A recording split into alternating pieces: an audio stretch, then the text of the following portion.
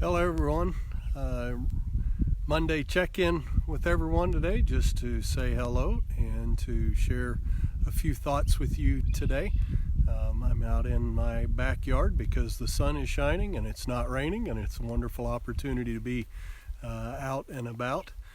It's good to be able to get out of the house a little bit during this season when we're largely stuck inside. So a few thoughts that I wanted to just share with you today as a means of encouragement for you today.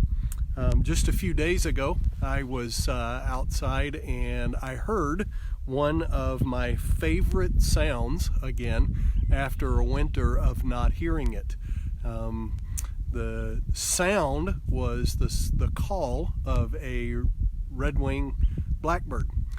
At this point, you probably think I'm a little crazier than you already did, but let me explain why this is one of my favorite sounds. When I was a kid, I used to get to go stay with my Grandma and Grandpa Ferris at their farm outside of Farmington, Missouri. And on that farm was a stocked pond that was stocked with bass and different kinds of perch and catfish. And if you know me, you know I dearly love to fish.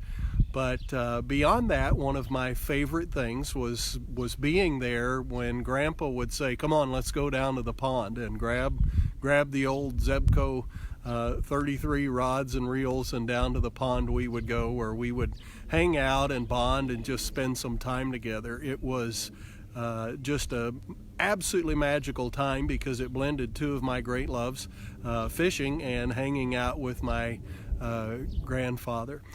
In the background, in every one of those occasions, were red-winged blackbirds calling to each other and flying around because they always hung out down around that pond. Somehow or another, that sound, the call of a red-winged blackbird, etched itself into my mind and into my heart and into my memories, so that even now, all these years later, when I hear that sound, it takes me right back to that pond and right back to great memories that I've shared with my grandfather. It makes me thankful for something as simple as being able to hear something like the sound of a red-winged blackbird calling. Well, the scriptures have some interesting things to say about hearing. If you look at Deuteronomy chapter 6, verse 4, at the very beginning of the giving of the law of God, of the Ten Commandments, the first words in that phrase are, "Hear, O Israel, the Lord is our God, the Lord is one." If you go to the very back of the Bible, you go to the last book of the Bible, Revelation, and you read in Revelation chapters 2 and 3, you find letters written by John, directed by Jesus to the seven churches of that area. And every instance there includes the idea or the phrase, "Let the one who has an ear to hear what the Spirit of God says." In other words, anybody who has the ability to hear, let them hear what God is saying here. These words are not only about hearing the sound, but are also about the idea of listening, understanding, taking in, and remembering. In this strange season of our life, when the world has gotten suddenly quiet, not only the sounds, but the generated pace of life seems to be quieter than what is typical. Allow me to suggest to you that this is a great time to take some time to listen, to hear, to take in, to understand, and to remember. Time to listen to each other in ways that we don't normally do. Time to listen to the sounds that are often drowned out by the noise of our lives and our society.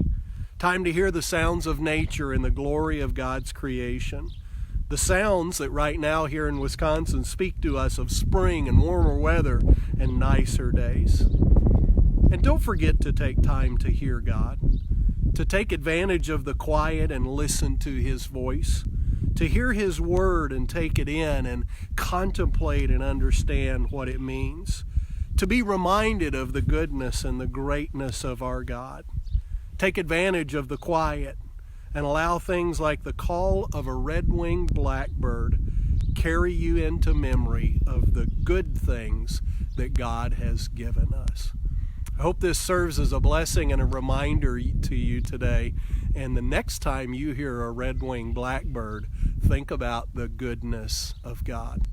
Have a great day, everyone. Thanks for watching.